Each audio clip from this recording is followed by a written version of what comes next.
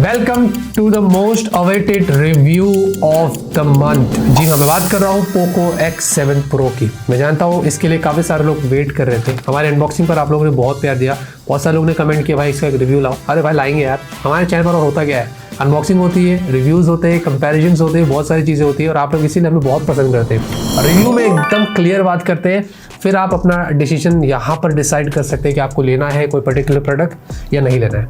याद रहे दोस्तों, हमारे रिव्यूज़ को आप बहुत इंपॉर्टेंट तरीके से लीजिएगा, उसको हल्के में मत लीजिएगा, क्योंकि हम लोग बहुत डिटेल में टेस्ट करते हैं और बहुत सारी इन्फॉर्मेशन आपको देते हैं तो शायद आपको और कहीं देखने को नहीं मिलती है। तो इस बात पर चैनल को सब्सक्राइब करिए, लाइक करिए, शेयर करिए, कमेंट करिए भाई, और हाँ, इस फ़ोन के बारे में आपको जो भी कहना है ज़रूर बताना।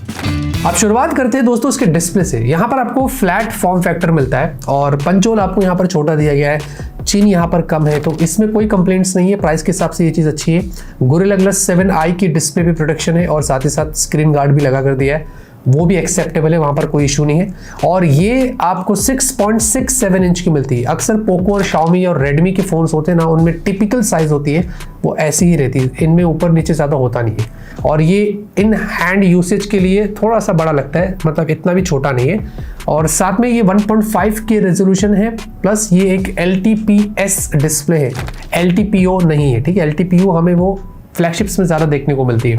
अब LTPO क्या करता है, वो 1 हर्ट्ज से 120 हर्ट्ज के बीच में एडेप्टिवली सिंक करता है। LTPS क्या करेगा, जो बेसिक इसका रिफ्रेश रेट होता है, जो सबसे लोवेस्ट जैसे कि 60 पर रहता है, ये उसके नीचे कभी नहीं जाएगा। तो अगर आप आइडल छोड़ते इसको तो ये 60 तक रहेगा। अगर आप स्वाइप्स करेंगे, अगर आपने रिफ्रेश रेट को सेट किया है 120 पर या ऑटो पर, तो ये उसके हिसाब से इसको मिमिक करता है। और बाकी ऐप स्पेसिफिक रिफ्रेश रेट भी आपको मिलता है, तो वो भी आप यहाँ पर जो है वो चूज कर सकते हैं। लेकिन सरप्राइजिंगली इसमें एक ऑप्शन मिसिंग है डिस्प्ले के अंदर, यानी कि 1.5 के रेजोल्यूशन पर ही रहेगा, ये फुल एचडी पर स्विच नहीं करता है। एक ऑप्शन उनको अपडेट से ऐड करना चाहिए। इससे क्या होगा, समवॉट आप अपनी बैटरी लाइफ को और भी ज़्यादा सेव कर सकते हैं। ये बहुत यूजफुल चीज़ होती है, लेकिन ये हमने यहाँ पर नहीं देखा था। इसकी जो हाई ब्राइटनेस मोड है वो 1400 निट्स की है, जो पूरा डिस्प्ले लिट होता है, विच इज़ इम्प्रेसिव। और साथ में जो पीक ब्राइटनेस है वो 3200 निट्स की। अच्छा, हमने iQOO Z9s Pro से कंपेयर किया क्योंकि उसमें 4500 निट्स की पीक ब्राइटनेस है।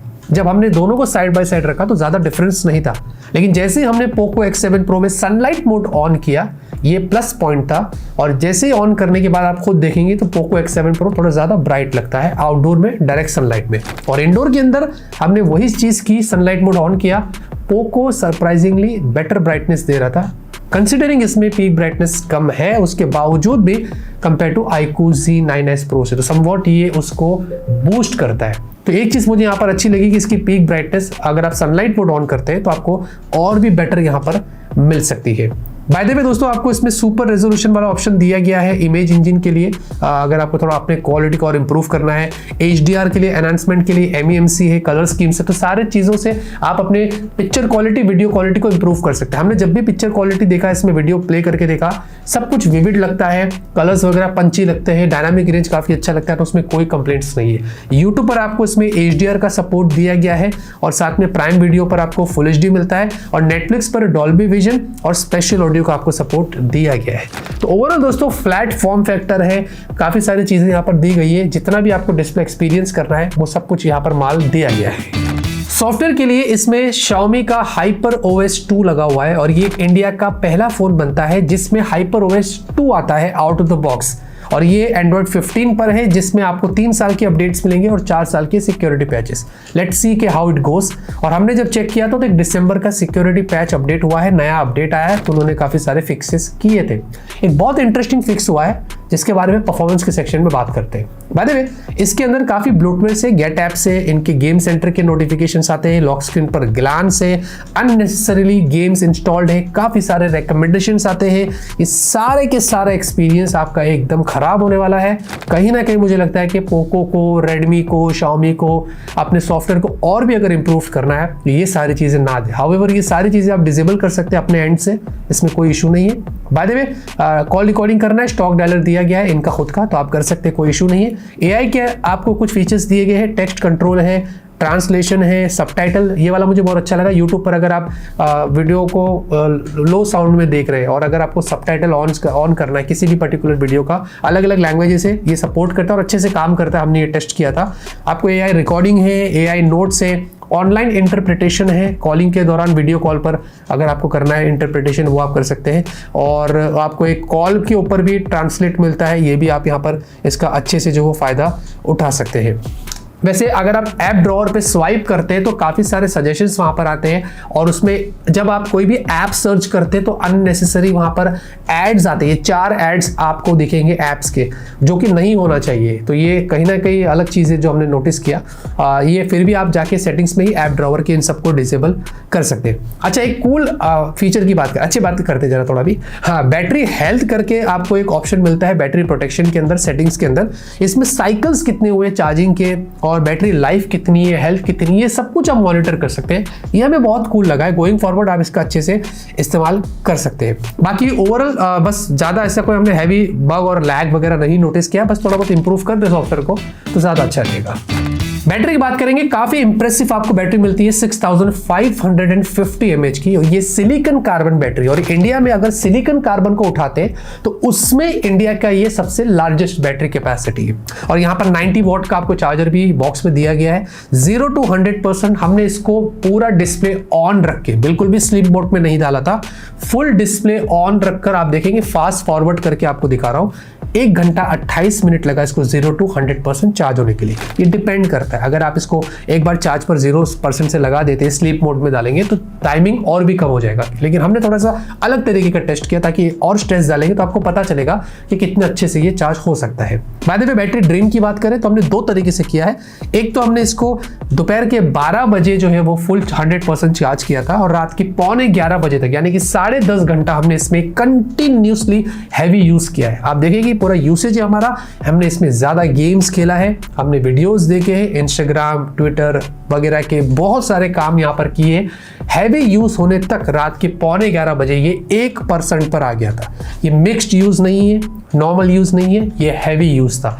इससे ये पता चलता है कि अगर आप मिक्स्ड यूज करते हैं, थोड़ा सा काम करते हैं, गेम खेलते हैं वगैरह की चीजें करते हैं, तो 1 से 1.5 दिन बैकअप आपको आराम से मिलेगा। हमने आपको सिर्फ दिखाने के लिए बताया कि अगर ज्यादा हैवी टास्क डालेंगे तो ये कितनी अच्छी यहाँ पर बैटरी निकाल सकता है। तो सिलिकॉन कार्बन डेफिनेटली काम कर रही है जो अगर आप हैवी काम करते हैं। फिर हमने थोड़ा सा और स्ट्रेस डाला है, रात के 11:15 बजे के आसपास 100% चार्ज करके इसमें 11 घंटे कंटिन्यूस वीडियो प्लेबैक किया था 4K का 120 हर्ट्ज की, और हायर रिफ्रेश रेट साथ में फुल ब्राइटनेस पर भी हमने चेक किया था। ये 45% ड्रॉप हुआ था। तो ऑन एवरेज इससे भी ये पता चलता है कि 1 से 1.5 दिन बैकअप आपको इस फोन में आराम से मिलेगा। परफॉर्मेंस की बात करते हैं, एक बहुत इंटरेस्टिंग चीज इसके अंदर बता रहा हूं, बिल्कुल भी इस पार्ट को मिस मत करना। पहले तो आपको इसमें डायमेंसिटी 8400 अल्ट्रा मिलता है। मुझे बहुत अच्छा लगा पोको ने इस चिपसेट का इस्तेमाल किया। ये वर्ल्ड का पहला फोन इंडिया में बनता है, मतलब जिसमें आपको ये चिपसेट यहाँ पर मिलती है। नई चिपसेट है, 4nm पर है, ऑक्टा कोर है, और साथ ही साथ इसमें हमने जब Antutu किया था, तो यहाँ पर अब आपको बताता हूँ मैं क्या मामला है। जब फर्स्ट टाइम हमने Antutu किया था आउट द बॉक्स तो 1.6 मिलियन था, लेकिन अब जब हमने Antutu किया, हमने 2 बार किया था, तो 1.27 मिलियन के आसपास आया, फिर 1.36 मिलियन के आसपास आया। थोड़े से Antutu स्कोर्स नीचे की तरफ गए। अच्छा, ये नीचे की तरफ क्यों गए हैं, इसकी भी वजह आपको यहाँ पर बताता हूँ। यहाँ पर जब हमने CPU थ्रॉटल किया था, तो CPU थ्रॉटल पहले 87% स्कोर आया था और 48 डिग्री सेल्सियस हीट हुआ था। ये बहुत ज्यादा थे। अचानक जब अपडेट आया, CPU थ्रॉटल के स्कोर्स ऑलमोस्ट उतने ही थे और सीधे 40 डिग्री सेल्सियस हो गया। इस बात पर स्लो क्लैप्स टू पोको कि उन्होंने यहाँ पर एटलीस्ट हीट को मेंटेन किया।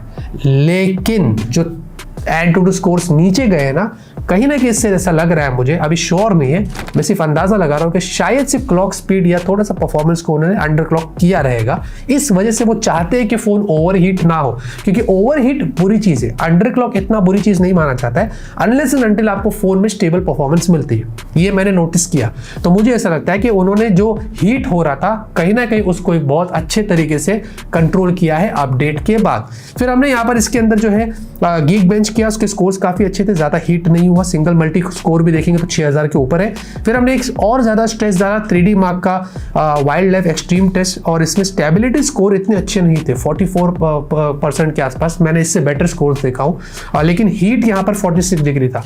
याद रहे ये बुरा नहीं है, 3D मार्क में अक्सर 45 से 47 के बीच में हीट होता है, इसको हम बुरा नहीं बोलेंगे। साथ ही साथ हमने इसके अंदर ऐप ओपन क्लोज करके भी टेस्ट किया है, पूरा के पूरा बराबर ऐप चलते हैं और मल्टीटास्किंग एक्सपीरियंस बहुत अच्छा है क्योंकि आपको इसमें LPDDR5X और UFS 4 मिलता है। फिर हमने यहाँ पर 10 मिनट के बाद आकर दोबारा चेक किया, सारे के सारे ऐप्स मेमोरी में रहते हैं। इसका रैम मैनेजमेंट अच्छा है, एटलीस्ट एज ऑफ नाउ। अभी आगे मुझे नहीं पता कि कैसा हो जाएगा, लेकिन जितना हमने टेस्ट किया है अभी इसका जो रैम मैनेजमेंट है वो हमें यहाँ पर अच्छा लगा है। बाय द वे इसमें जो वीडियो रेंडर है हमने इस बार थोड़ा ज़्यादा फाइल साइज डाल के देखा। हमने 14 मिनट की यहाँ पर फाइल डाला, 6 GB के ज़्यादा इसकी साइज थी, और साथ में 5 मिनट लगा इसको सिर्फ रेंडर करने के लिए, और उसमें भी ज़्यादा हीट नहीं हुआ था। तो समवट उसमें भी इसने काफ़ी अच्छा काम किया था। अच्छा, गेमिंग की बात करेंगे तो BGMI सरप्राइजिंगली आपको सिर्फ 60 FPS मिलता है, 90 FPS यहाँ पर नहीं है। और अगर आपको HDR एक्सट्रीम पर भी खेलना है तो यहाँ पर भी आपको जो है वो 60 FPS का सपोर्ट मिल जाएगा। तो HDR के ऊपर भी आपको 60 का सपोर्ट मिलता है, विच इज इंप्रेसिव। जेंशन इम्पैक्ट भी 60 FPS है, कॉन्स्टेंट फ्रेम रेट्स रहते हैं, बहुत अच्छी परफॉर्मेंस मिलती है, ज़्यादा हीट नहीं होता है, 40 से 41 डिग्री होता है। और कॉल ऑफ ड्यूटी भी हमने चेक किया तो उसमें भी ज़्यादा हीट नहीं होता है। हाँ, बट जब हमने ग्रिड लेजेंड्स डाला, एक बहुत ही पॉपुलर गेम है, कंसोल क्वालिटी गेम, नई गेम है जो भी आई है, हमने OnePlus में डाल के देखा, उसमें चल रहा था, वो फ्लैगशिप चिपसेट है स्नैपड्रैगन की। लेकिन MediaTek के इस वाले चिपसेट में इस फोन में डाल के देखा तो वो क्रैश हो रही थी, नहीं चल रही थी। तो समवट मुझे लगता है कि उसमें काम करने की जरूरत है ब्रांड को, क्योंकि वो चलेगी तो हम अच्छे से आपको फिर टेस्ट करके बताएं कि एग्जैक्टली ये जो गेम है वो कैसे अच्छे से परफॉर्म कर रही है। बाकी गोइंग फॉरवर्ड जितना भी हमने परफॉर्मेंस यहाँ पर देखा है, जितनी भी जो टेस्टिंग करी वो रियल टाइम है। आपको जो भी कहना है, आपका एक्सपीरियंस जो आपने सुना अभी, आपको कैसा लगा कमेंट में जरूर बताना। कैमरे की बात करेंगे, 50 मेगापिक्सल प्राइमरी सेंसर है, सोनी LYT600। इसके सेंसर से मैं इतना ज्यादा खुश नहीं हूं क्योंकि इससे बेटर सेंसर्स हमने देखा है, ये बेसिक में बोल सकता हूं। और आपको OIS यहां पर मिलता है, साथ में अल्ट्रावाइड सेंसर एक अलग से दे दिया है, उसके अलावा कोई और सेंसर नहीं दिया। और साथ ही साथ मैक्स 4 की वीडियो आप 60 FPS में रियर में शूट कर सके, ये अप्रिशिएटिंग बात है। और 20 मेगापिक्सल की सेल्फी है, लेकिन यहां पर कोई 4K नहीं है, सिर्फ फुल HD, और वो भी 30 FPS है, इसमें भी 60 FPS नहीं है। तो सेल्फी में आप इतने बढ़िया क्वालिटी के पिक्चर नहीं निकाल सकते, ना ही वीडियो निकाल सकते हैं, अगर आपको थोड़ा और अच्छा मजा लेना है। कैमरा पर्सपेक्टिव से अगर आप मुझसे पूछते हैं तो कहीं ना कहीं इसमें कॉम्प्रोमाइजेस हुए। एनीवेज, आपको स्लो मोशन जो है वो फुल HD 960 FPS पे मिलता है, विच इज इंप्रेसिव। हमने यही slow motion iQOO Z9S Pro से कंपेयर किया तो दोनों ही अच्छे थे, बट ये थोड़ा और 960 FPS है तो आपको बेटर यहाँ पर स्लो मोशन देगा। और पोर्ट्रेट में भी सिर्फ 2 जूम दिया है, 2 टाइम्स ही जूम दिया है, 26 mm और 35 mm। मैं एक्सपेक्ट कर रहा था एटलीस्ट 3 टाइम्स होता तो ज्यादा अच्छा होता। बाद में फोटो के अंदर आप मैक्स उसमें भी 10x जूम कर सकते हैं, और वीडियो में मैक्स सिर्फ 6x ही जूम कर सकते हैं, उससे भी यहाँ पर ज्यादा जूम जो नहीं दिया गया है। अच्छा, मैंने यहाँ पर जो है कुछ पिक्चर्स निकाले थे और iQOO Z9S Pro से कंपेयर किया था, तो आपको मैं बताऊं कि एक्चुअली में दोनों में मैंने काफी सारी चीजें नोटिस किया है।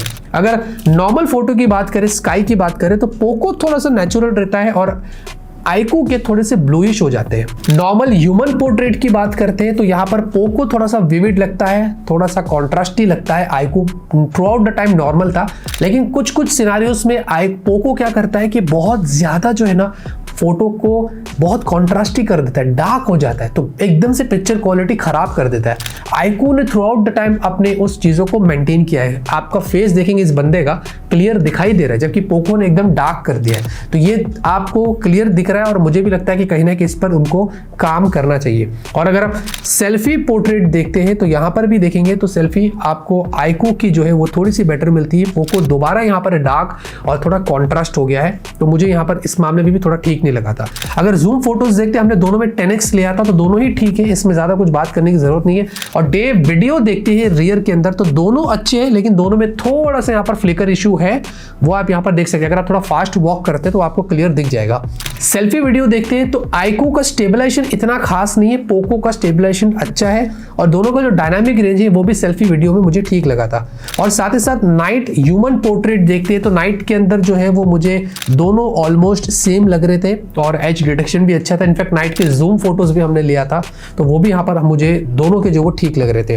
वैसे नाइट के फ्लैर्स की बात करें तो कहीं कहीं पोको ने फ्लैर्स को कंट्रोल किया, तो कहीं ने आईकू ने किया, लेकिन कहीं कहीं पिक्चर में पोको के भी फ्लैर्स अच्छे नहीं लगे, ना ही मुझे आईकू के फ्लैर्स अच्छे लगे। नाइट जूम की बात करें तो दोनों में यहाँ पर आपको अच्छे जूम फोटोज निकालने को मिल जाते हैं समवॉट, तो आप यहाँ पर देख सकते हैं।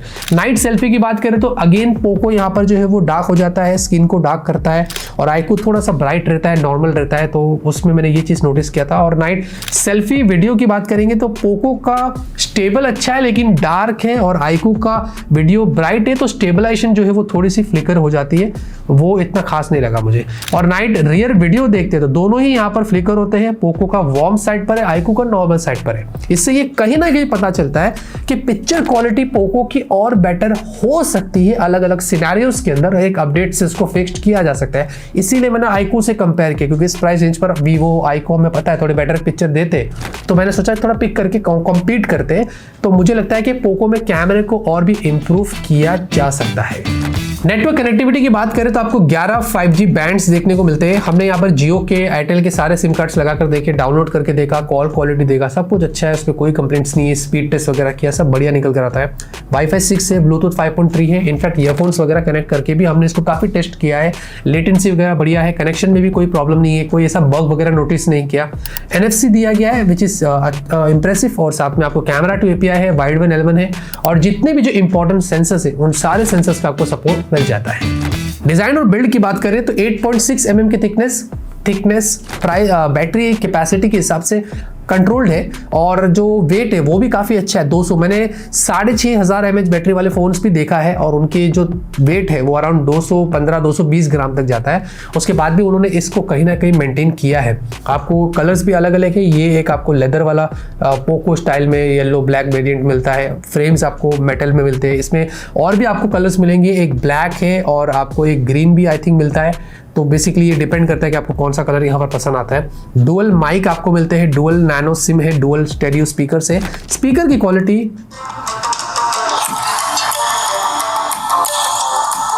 इन्होंने लाउडनेस पे फोकस नहीं किया है, इन्होंने स्टेरियो पे फोकस किया है और बेस पर फोकस किया है, जो मुझे अच्छा लगा, क्योंकि लाउडनेस से डिस्टॉर्शन होता है और इस पर डिस्टॉर्शन नहीं है, तो यहाँ पर स्पीकर क्वालिटी जो है वो आपको अच्छी मिलती है। अंडर डिस्प्ले फिंगरप्रिंट स्कैनर, ये ऑप्टिकल है, और साथ में USB पोर्ट जो है वो USB 2 वाला है, 3.2 Gen 1 वाला आपको नहीं मिलता है। और प्लस IR ब्लास्टर दिया गया है, X एक्सिस लीनियर मोटर आपको मिलता है हैप्टिक्स के लिए, लेकिन समवॉट जो है ना वॉल्यूम में और जो टाइपिंग करते हैं हम लोग वहाँ पर थोड़ा ठीक लगा मुझे। मतलब वैसे तो बेटर ही है, लेकिन समवॉट थोड़ा सा और बेटर हो सकता है हैप्टिक्स। बाकी IP66, 68, 69 ये सब कुछ आपको यहाँ पर मिलता है, तो ये फ़ोन को आप बहुत अच्छे तरीके से उस मामले में, ड्यूरेबिलिटी के मामले में उसमें कोई प्रॉब्लम नहीं है। अब जाते रहते दोस्तों बात करते हैं प्राइस की और मेरे ओपिनियन की। मैंने सब कुछ आपको बता दिया, स्लाइड कंपैरिजन भी दे दिया, जो अच्छा बुरा लगा सब कुछ क्लियर कर दिया। कुछ चीज़ें अच्छी भी लगी, कुछ चीज़ें बुरी भी लगी, जो मैं सब कुछ था एकदम ओपन करके आपको बता दिया।